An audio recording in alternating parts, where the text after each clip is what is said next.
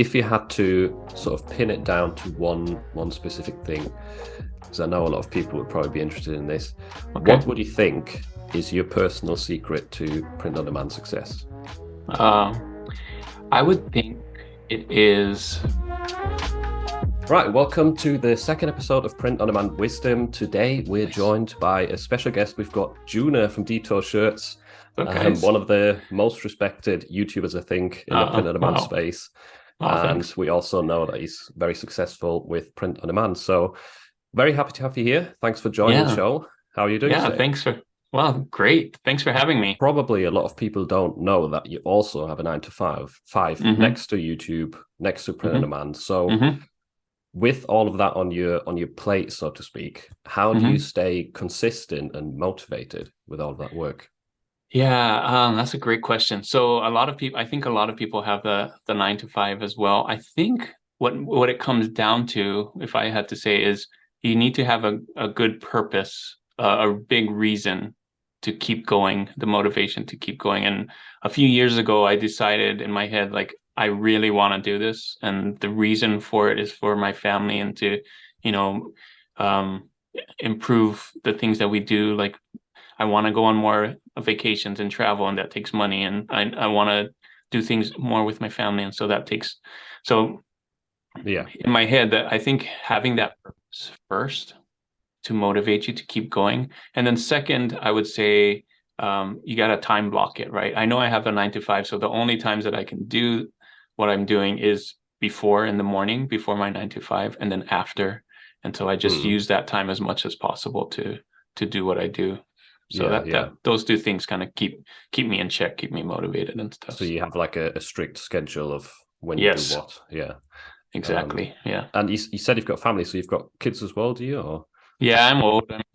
I'm a lot older, but my kids are a lot older, and so they're all adults. yeah, But that makes it a lot easier, right? I know it's hard for yeah, people who have little kids that they need to take care of, or they're in yeah. school and they're taking them to sports or whatever it is. So Because I I'm was very just going to lucky. say, how do you do 9 to 5 YouTube, print on And demand, and kids, kids? Like yeah, that was going the to kids. be, yeah, that's crazy. Luckily for me, the kids part is not as hard anymore because they're all adults and Yeah, they're out of the house, and so it's really easy, a yeah, lot easier. I wouldn't say really easier. easy, Yeah, but easier. Yeah. that's. I'd still say that's a lot of stuff you're managing. What do you think takes longer, YouTube or print on demand? Like, what takes up more of your time right now? You know what? YouTube can take a long time. The editing can take like you could have an idea, and I don't know what we do, what mostly of us do. I think you and I mostly do the talking head kind of stuff. But if Hmm. you want to get creative at all, or have I'm sure I've done interviews before, cutting up this interview and editing it, and that can take a long time. So Yeah, I try to keep it as simple as possible and make it so I don't have to edit as much. But yeah. YouTube can take a long time. Print on demand, the time that it takes me the longest, like if I'm doing something a little more creative and hand drawing, that can take a long time. And of course, uploading. I know a lot of people hate the uploading process, and Yeah, that takes a that could long be time. if especially if you're doing it manually, that can Mm. take a long time. So which takes longer? I guess it depends what you do, but lately YouTube has been taking me a long time. Yeah. Yeah, I can imagine. I'm guessing you also do your own thumbnails. You do all of your Mm-hmm. editing. Yeah, Mm-hmm. you don't outsource that sort of stuff, do you? Yeah, not yet. Yeah, I probably need to at this point, but I haven't. Everything that I do is manually. Everything I do is by myself. I don't have a team. mm. So yeah, Oh, yeah, respect. it's And with print on demand as well, you upload manually. A lot of people mm-hmm. move on to upload automation, don't they? But Yeah. you sell on Teepublic, Redbubble, and Amazon, and you do all of your uploading yourself. So So far, all manually. yeah. I'm not opposed to it, but I just haven't done it yet. So Do you think that print on demand in 2023 is dead? And no. the reason I'm asking this is because sometimes I hear people say, all of the good niches are gone. I can't get any designs to sell.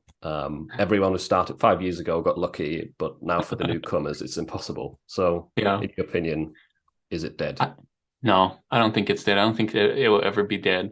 I think there's new things that come, new Yeah, innovations, new trends, there's always news. It's like saying, is the news dead? We talked about the same thing over and over. Like, no, there's Yeah. always new things coming up. There's always like Amazon may release in another market or whatever. Yeah, it's definitely harder. There's more competition.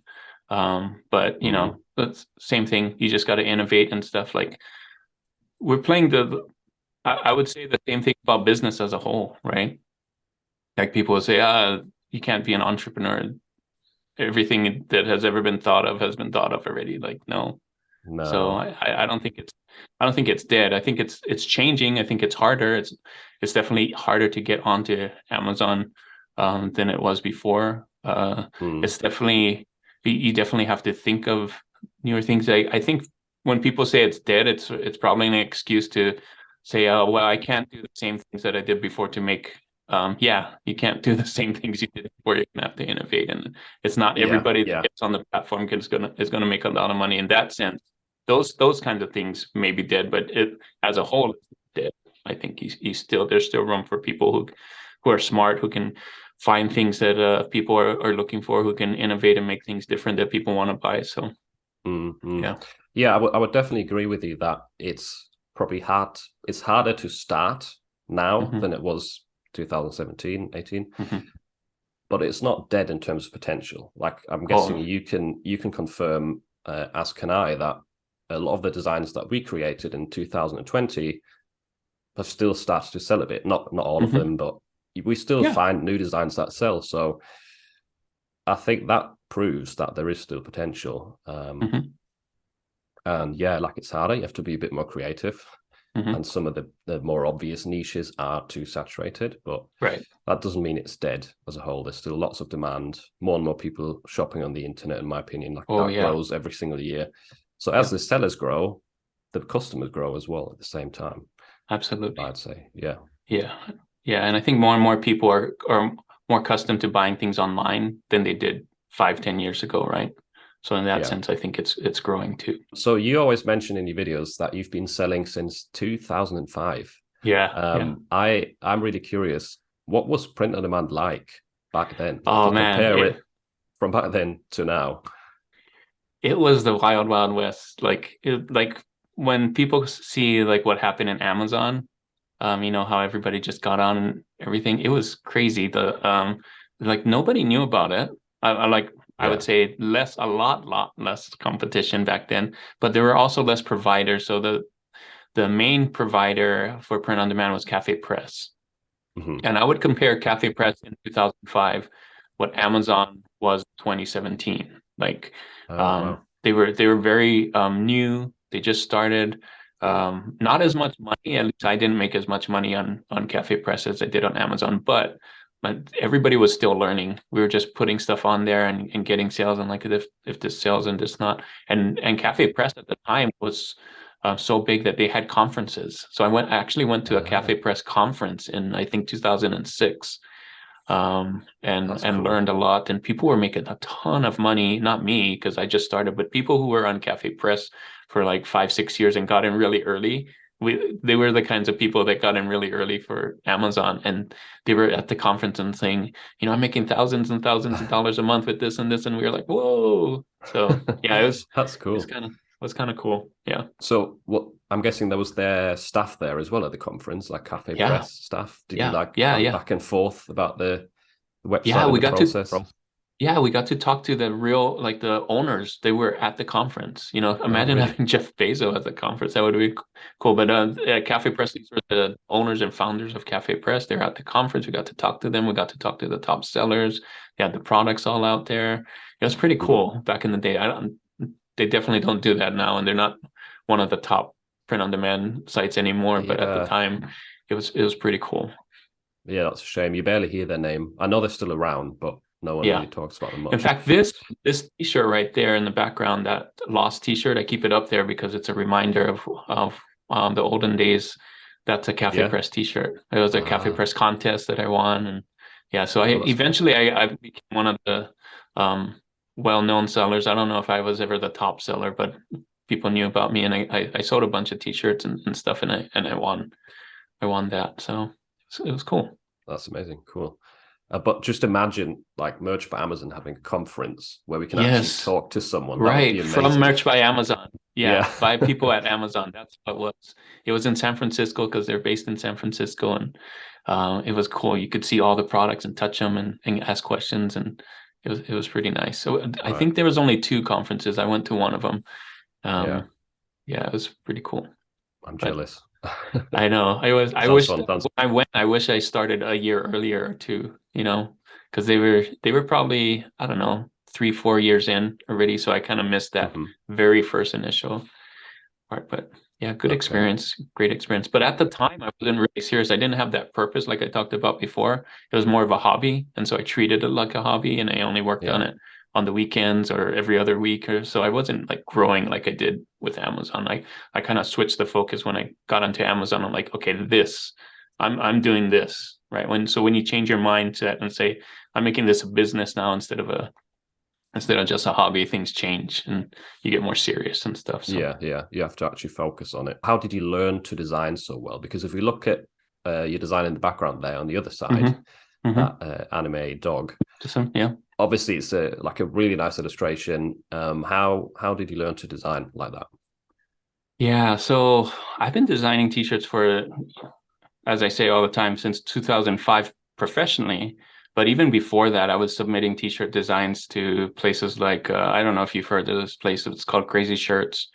There used to be places before these print-on-demand places, you were able to like design t-shirts and like submit them to different companies and hope to get on their, in their stores and things like that. So Yeah. I've been designing since I was a teenager. I've always loved t-shirts. So I've been designing a long, long time. So I think practice, like anything Yeah. like Yeah. YouTube, like any business, like the first 100 is practice. I've been designing way more than 100 t-shirts. So I think just doing repetitively, looking at what's out there and kind of, at first what you want to do is kind of copy what's out there so that you can learn, just like when you're drawing, you're copying stuff, but then Mm. eventually kind of make it your own style and draw your own style and things. And so that eventually is what happens, is Yeah. the more and more you do it, the more you figure it out, and then you kind of put your own spin and style in it, like, oh well, maybe this would be cool, maybe this would be. So Mm. I Mm. think I think that's what happened. Just I've been doing it for so long that yeah, I've You got good at it. just Yeah. learned over time. Yeah, learned over I time. once heard a saying about this, that if you put 10,000 hours, I think it was, into something, then you become like a master at that skill, or you An gain expert. mastery of the hmm skill. Yeah, an expert. So I'm pretty sure that design in the background there, the dog, is probably not Right. one of your first, or one of your No. first 100 designs. It's like Yeah. thousands and thousands of designs later. So for anyone who's Absolutely. starting out, it does take time to build up to that level of quality. Um, Yeah. in most Yeah. You cases. can't just jump right in and expect to make a awesome t-shirt, but if you put in the time, you can. And so I think nowadays, more than ever, I think most people are very, or don't have patience, right? We want everything Yeah. instant. I want to do this and this and this. I can get an Uber or I can get a whatever really quick. But there's no shortcuts around it unless you're Mm, ripping people off or copycatting it. But that's not a good strategy. yeah. I would say learn, and just be patient and learn. Just know that the first 100 is a test. Maybe even more than that.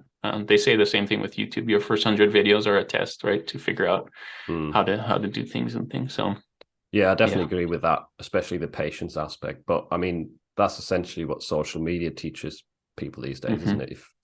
If you want right, to have fun, you just click on social media and you scroll yeah. through it. If you get bored, scroll to the next one, like endless Well, fun. There's no attention span to it. So I can definitely understand why people do yeah, it for a week, for a month, and then wonder, why am I not any yeah. better, or why I is get nothing those else? questions all the time.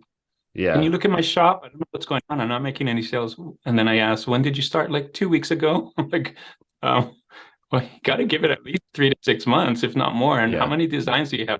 15? You should put at least 100 on there, and then Mm. then test it, right? So, yeah, it's Eh, same for everybody, unless you're some kind of unicorn superstar, that will hit it like right off the bat. Like yeah. not a lot of people will do that, but for the most of us, we're gonna have to put in the 10,000 hours, like you said. Yeah. Yeah, definitely. I'm guessing 99% of people, the first week or the first month is going to be slow. Like you said, there will be exceptions, but most of us just aren't. Like your first few months on Amazon were, you shared them before. Your first few months on Amazon were relatively slow, and you'd already been doing it for 15 years, right? And I've been pushing in designs. I was uploading as fast as I can, except on Amazon. I mean, as fast as you can is one a day, right?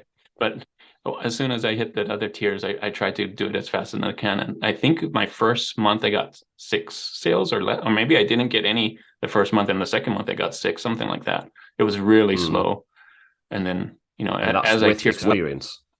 And that's with the experience, and everything. Yeah.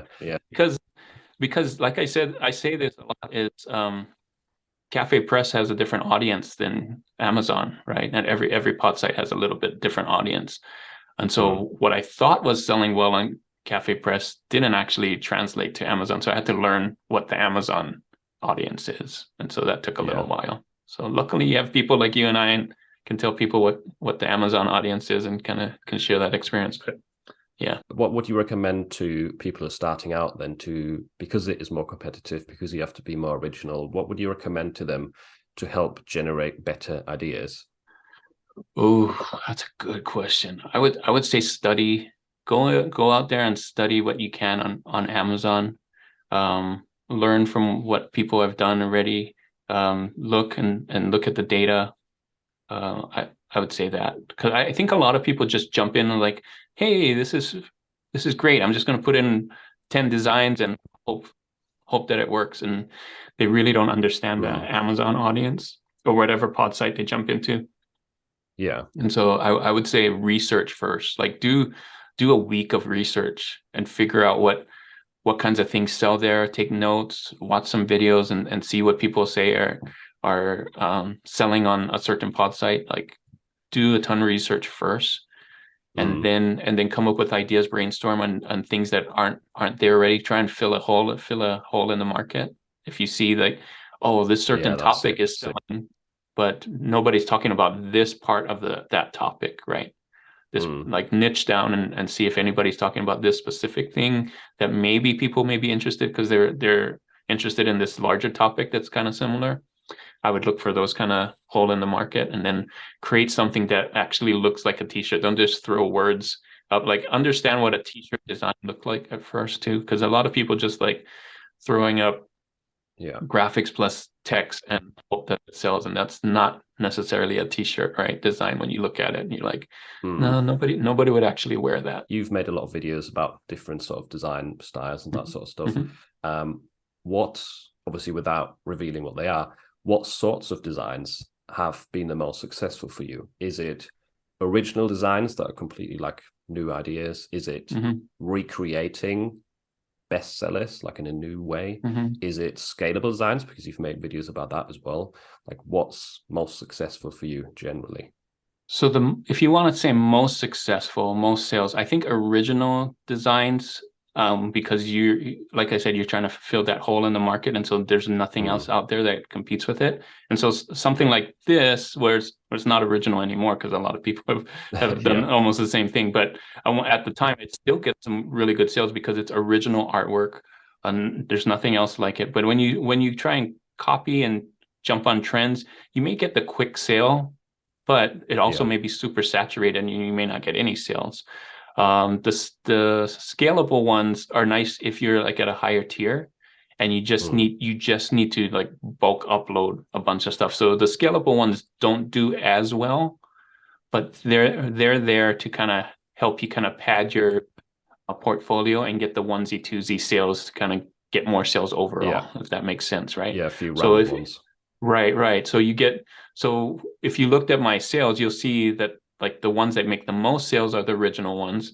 I wouldn't say copy, but the ones that are within like the trends kind of go here and there, and then the ones that that are scalable will get onesie twosies every day, but they're random, right? Like let's say for instance the year t-shirts. Like I'll get a 1973 sale on Tuesday, and I'll get a 1991 sale on Friday, and things like that, right? So it's very random like that for the scalable ones. So they each have their good, but most would be original, I would say. Yeah, I would agree with that. They can definitely all work, and there's good reasons for doing all strategies. But I think what a lot of beginners might do is they see a t-shirt with a low BSR and they think, if I create the same sort of t-shirt, I'll have a low BSR. And usually that t-shirt has a low BSR because it was the first out there, and has sort of established that rank, BSR rank over time. So original ideas are also, for me, are like the best sellers in a sense. I still do scalables a lot. I still sometimes recreate other shirts, and that works. But if you want to get a lot of sales, I think trying to be more creative definitely is necessary. Yeah, and I think that's one of the issues. Like they people who are new think, like you said, you know, oh, I found this. I'm doing my research. This does really well. I'm going to just copy it and put it up there. But that's what everybody's doing. You're going to be buried on page 10 or 12. Nobody's going to find your stuff because it looks exactly the same. Those that already have the sales are going to push you down and get the sales. And then you're going to wonder why I'm not making any sales. And it's because nobody's finding you because you're buried, right? Yeah, so it's kind of like, you have to imagine it like in a supermarket shelf. I sometimes do this where, say, Hershey's is a great chocolate that everyone's buying. What if 20 companies copied that same packaging? Right. Obviously, they wouldn't stand out, but if you create a chocolate that has a red packaging and put it next to them, that's actually going to be looked at and purchased more likely. That's right. So don't try and copy the Hershey's chocolate. It's not that the topic or niche is dead, is that what you're presenting is not original and dead, right? So not interesting enough. Yeah, no, exactly. How do you go about finding keywords for your listings? What are your methods? Ooh, well, I'm not the greatest at this. I have to admit, I'm not the greatest for keywords, but I like to look and I do the research. So if I do a topic, I figure out a topic and I create a original design that I like. I look on the pod site that I'm doing. For Amazon, I kind of look at the competition and just make sure that I'm using the keywords, because sometimes I forget, like, oh, that's a keyword that they use. That makes sense. But it has to be a keyword that relates to the topic or the design that I'm doing. So I either do it by hand and type in Amazon, or I go use something like Pretty Merch or Merch Informer to kind of look at the keywords that are being used for that certain topic. In the case of Redbubble, what's nice is sometimes when you find something, they'll put the keywords at the top in the and tabs, right? Not tabs, but pills, right? Under the search. Yeah, under the search. Yeah. So I often use that for Redbubble, because that for me, that's telling me that Redbubble also has these keywords that people are looking for this same topic. So you should probably put that in your design too, if it relates, right? Definitely. It's good for generating ideas. And looking at, like you said, bestsellers, I think is just a good strategy. Not to copy their listing, but it gives you ideas for what the keywords they're using for. And definitely. And then autocomplete is great. If you I forgot about that. So when you type in something, sometimes if you're very lucky, Amazon will autocomplete something and they're like, oh, that should be the title, right? Because that's what people are looking for. What are your plans for Print on Demand 2023? All right, so I'm going to try, I've said this before, I'm going to try and scale more and automate more. I haven't done it yet, but I'm looking into places where I'm going to try and buy some designs and test it out. I've seen people do that, where people, hey, I'll design 100 designs for you or whatever. I'm going to try and do that. I'll show it on video too, but I'm going to try and put that to the test and see if that works. So, because right now I've been designing all my stuff. So I'm going to try and do a couple of things. I'm going to try and see if that works, and I'm bulk buying designs, and also automation. I haven't tried that yet, trying to upload. So this year is going to be a lot of testing. I may spend a lot more money on things like that to test, but that's okay. It's great, because then it's also great for me because I'm going to learn how to do it. And I think it's great for YouTube too, because I think a lot of people are curious about those things. And then I can show my experience with it, and then they don't have to spend the money and, does this really work? Yes, it does. Or does this really? No, don't do it because it didn't work for me. Well, if it doesn't work for me, it doesn't mean it doesn't work, but at least I can show that it didn't work for me, and you can get what you want from that. But yeah, it's definitely handy for people, especially upload automation, I think, which is a bit more expensive to invest into. So for people who are just started looking into it, just getting that experience on YouTube is quite good. And I definitely recommend you try it out, because I mean, you never know. on Teepublic and Redbubble, don't you? And all of them. Automation. You said on more? Yeah. I'm on. So those are my top 3, like these right here: Redbubble, Amazon, Teepublic. But I'm also on, and I don't push them a lot because I concentrate on these 3 more. But I'm also on Threadless and Society 6, Designed by Humans, Spreadshirt, Teespring. What else? A bunch of other ones. And you've done it all manually. With automation, that definitely help you out. I hope so. That makes sense. I've been doing it for, I think, 2 years now, coming up to 2 years. Oh, nice. It's definitely, like, the investment has definitely come back multiple times. That's what I'm hoping. I think what people also kind of have to remember is it's not just the income that it generates in terms of, designs that if you upload it and if they get sales, but also the time you save, because yourself, uploading designs, it takes so long. And if purchasing a tool saves you 1,000 hours, that's a lot of value, in my opinion. You could be using that time to create more designs, which you can upload more and get more. So it's research, good use of your time. Niches. Definitely has a lot of value, in my opinion. Cool. Good to know. To someone who's starting out today, which platforms would you recommend to them for starting out with? If you can get on Amazon as soon as possible. Other than that, I like to push these 2. Right now, Teepublic is actually doing better than my Redbubble. And I've talked about this before, and I think it's because of the way I design. Doesn't mean every Redbubble person is going to make less than every Teepublic person, but I think what I understand as design and what I do for Amazon translates better to Teepublic, which means I get more sales on Teepublic for me. So you can test it out. I think they're both could be really good for someone. If your style matches more like a hand-drawn artsy style, or you do photos or things like that, or more like an artist, I would say Redbubble. If you do more t-shirts that you see at Walmart or on Amazon, those kinds of t-shirts, then I would say do Teepublic. Yeah, I can definitely attest to that. My Teepublic shops also do better than Redbubble. Again, like, that doesn't mean that it's the same for everyone, but I think that Amazon style just resonates better with the Teepublic audience. I agree. Definitely agree. And I also always notice when they do a sale, when the royalty goes down, you get a lot more sales than on Teepublic. Yeah, crazy. You only get $2 for t-shirts, but you get more sales, so it helps. They must do some extra marketing, which on Redbubble doesn't really seem to happen often, those sorts of sales. So, and the nice thing about Teepublic is, you mentioned before the tags. I wish Redbubble did this.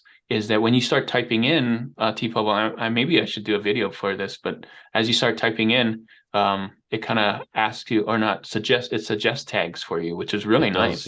I wish they did that on all platforms, because you'd be like, oh yeah, that makes sense. Yeah, this makes sense. Because sometimes you can't think of it, and then they just like, how about this tag? Like, that works. Yeah, that's a good point. I've always known that, but I've never consciously thought, oh yeah, I should point this out in a video. That's a really good point. Little keyword hack there for finding better keywords. So anyone who's not on Teepublic, at least we're giving away all the secrets in this video. Get so many. Watch this over and over again. Give us some views. One thing with Teepublic, though, that I find annoying is, have you maybe had the same experience that they like to close shops or suspend shops that are new? Yeah, I've heard that in the comments. I haven't had that done myself. And another thing that's annoying that people have said is that they can't find their designs in search. So those 2 things really scare people away from Teepublic. I haven't had that happen to myself. I have had the search thing happen to me. So if you go on there, sometimes I did my video with my 31 designs, and I tested it and I put it on Teepublic, and I did get some sales. What I didn't say is some of those sales some of those designs I couldn't find in search, but some of those same sales were the ones that I got sales for. So Oh, my guess is they are randomly showing designs. yeah, That's that's a my good guess. point. I haven't heard that from Teepublic, but because like I searched for the design, I couldn't find it on Teepublic, but yet I got sales for that design. So that leads me to assume that Hmm. sometimes it shows and people are buying it, sometimes it doesn't show. So I wouldn't worry too much about that one. But Teepublic Hmm. closing your shop down, I don't know all the reasons. Yeah. But I'd be very, very careful of what you put on there. I still think people would, I still think T-Public would close your shop down if you did infringement and copyright, trademark and stuff. From But I don't know what else it is. Could be. my experience, for anyone who's dealt with this, I've opened multiple shops, and usually it's like Uh-huh. in the first week, they Uh-huh. often just close the shop. And I've been Oh. selling on there since 2020, I think. And back then, when I emailed them, they always used to say, "Oh yeah, this was an accident. We've Oh. reinstated your shop." Oh, So nice. it seems to be a common thing with new shops. And the same thing about the search. I told them my products aren't showing up in search, and they said, "Oh yeah, this was an issue, and they should be shown right Oh, now." good. But since about a year ago, they've stopped Hmm. responding to Uh-oh. support questions. So I've had like a Too couple of many. my Oh, shops taken down, oh no. even one that had been running for years, and Really? Oh, boy, that would be bad. and some of them were also newer ones that I'd literally just created, nothing uploaded to. And yeah, I've asked them about it and checked if it was an error like it used to be, but no one responds to you anymore. So it's Oh, quite a shame that that's happening. I'd like to actually promote TeePublic more for beginners to open a shop, because I yeah. think there's a lot of potential. But Yeah. if they So just would keep you? closing shops, So would mm, you suggest just trying again if your shop is closed down? So how many T-Public shops do you have? Because I only have the one. Do you have I more than have one? two at the moment, but Okay. I used to have four, I think. Oh, Yeah. I wonder if they're kind of discouraging multiple shops or something. I don't know. But who knows? I If they're not think I've answering, then we don't know. Yeah, I think I've asked that in the past as well. And they're okay with it, multiple shops. Yeah, they It were. would make Maybe it's sense. changed. Who knows? Yeah, Yeah, it could be who a knows? glitch too. I would keep trying. Yeah, sorry Mm. for all those people that get their shops closed, but I think like you mentioned, probably just let that one go and try again and see that. But it can Yeah, be yeah. frustrating. I would It can be definitely say frustrating. try again, and maybe the support is just having a rough time, and maybe they'll come back this year. Who knows? Hmm. And we'll actually get some responses again. But yeah, that's just something to mention about TeePublic. Yeah. That's worth considering. If you had to sort of pin it down to one specific thing, because I know a lot of people would probably be interested in this, Okay. what would you think is your personal secret to print on demand success? Um, I would think it is persistence, consistency, those kinds of things that I think, um, and it's the mindset that I mentioned earlier that I know I have to, like, because I have to do this, I'm going to do this and I'm going to do it every morning, every night, like consistently, and don't look back. Like, even if I have a bad Mm, day, maybe today I don't get a lot of sales. I'm still going to upload and still like, I'm just moving forward and keep yeah, it going. Like, I don't think let it that's the drag you thing. down. Hmm. Yeah. Would you say Yeah. passion has something to do with it as well with you? Because you seem to be Yeah. really Yeah. Because passionate about design. yeah, I think that's part of it. The passion, the mindset, the like whatever it takes. Like you have to really, really want it, right?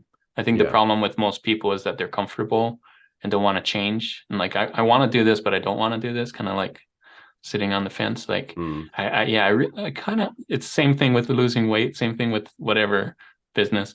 Like I kind of want to do this, but I don't really want to disrupt my lifestyle right now. Well, yeah, yeah. if you want change, change is going to have to happen. So I hardly watch TV. I mostly like after my nine Mm, to five. This is what I'm doing. Not that I don't have a life. I go on vacation and I spend time with family and things like that. But I like a lot of my time, a lot of my free time is this now, right? So if you really, really want it, yeah. that's kind of what you have to do. You have to kind of change your lifestyle to make it work. So that and even for me, like if I want to even get even more sales and better, like I have to figure out what I need to do next, right? So that's why I'm looking into automation. That's why I'm looking into Yeah. having people help me with design, because I know like right now what I'm doing is great for what I want, but if I want to step it up, I'm going to have to do something different than what I'm doing right Yeah. now. right? You have to keep pushing, keep learning new stuff. Don't get comfortable. Yeah. But yeah, I think like you mentioned, when your free time essentially is this business, you have to enjoy it. I think to some extent, like if someone's starting or else out you with this stop. and they hate designing, they hate research. Yeah, it's not going to get better. No, you have to either find something that you're actually a bit passionate about, or you have to make the thing that you want to do more enjoyable. I've been really lucky because I like I said, I love doing t-shirts since I was younger. And so this came along and it seemed like a perfect fit, right? Before I thought it was just like a hobby, and it was great because it was a perfect fit for that. But to make it a business, even better, because now that the thing that I love can actually make me more money. And so, yeah, I think you're right on with that passion, because the passion will keep you going through the hard times. Because if you're going to do it, even though someone doesn't pay you, like I would design t-shirts anyway if I didn't make thousands of dollars a month, right? Because I really love doing it, and I've done it before without making any money. And so it just keeps me going. Because in the hard times when I'm not getting any sales, or it doesn't happen anymore, but in the beginning when I didn't get any sales, I still made t-shirts because I just love doing it. So yeah, I think that's a good point you mentioned about not getting paid for it, because if you think about it, making progress is something you don't get paid for, and you have to make a lot of progress at the start of most businesses. So, and I think that's why I think that's why most businesses stop. Like YouTube's a great example. Like your first 100 videos, you may not get paid at all. And so I think that's why most people stop, because they're like, I need to get paid to do this. Like, no, that's not how it works. You have to put in your time first and do it. And same thing with print on demand. Like you feel like, man, I made 100 designs. Why am I not getting paid? The return on investment's not happening as quick as I want to. And so a lot of people give up in the very beginning because they expect that the return on investment will be a lot quicker, and it's not. It takes a few months, if not years, to get your return. Yeah, I can definitely understand it if you don't enjoy it. Like, I totally get why people quit, but you have to keep that long-term mindset. And the same with my YouTube channel. First half a year, I didn't really make any money, but I really enjoyed the process, so it keeps you going. The final question of today, then. Okay. All right. And the reason I'm asking this is because sometimes you hear about people actually selling their merch by Amazon accounts. Yeah. Now, if you were to sell your account, I'm guessing you wouldn't anyway, but if you were to sell it, how much would you sell it for? Oh my goodness, I never even thought about it. Well, I'm not really good at knowing what price things are, but I've made over $500,000 with the merch by Amazon, so I'd have to sell it for about $1 million or more, just because it's an ongoing revenue, right? Like if selling your, and I would never do this, but selling your Amazon account means selling everything that's in the account too, the 10,000 designs or whatever it is, right? That's theirs too. And so, I probably make over 100,000 every year with it. So like it would have to be somewhere in that. Yeah. So someone would buy it. I don't know how that works, but somewhere around $1 million, I guess, because they could potentially make that back in a few years, or at least 10 years, if not more, because it just keeps growing. There's stuff on there that haven't made sales, but that could pick up, right? Because it takes a little while. Selling. Yeah. Oh, totally understandable. Interesting. I think it's definitely an interesting question to consider. Yeah, it is an interesting question. I would never do it. So don't ask me that you want. Not selling. But you'll get lots of inquiries now. People I've got $1 million. Give me your account. Yeah, because I don't want to lose these things that I've made too, because they're on other platforms. So it'd be really hard for me to sell my Amazon, because then I would have to take all my designs off Teepublic and Redbubble, and it'd be a mess. Understandable. Okay, really interesting conversation. I think there was lots of valuable advice. Great question. Mainly for beginners, but I think everyone in the print on demand field can learn from your wisdom, from your insights. So thanks a lot for your time today. Anytime, man. This has been great. Thanks everyone for watching, and we'll see you in the next episode. See you guys.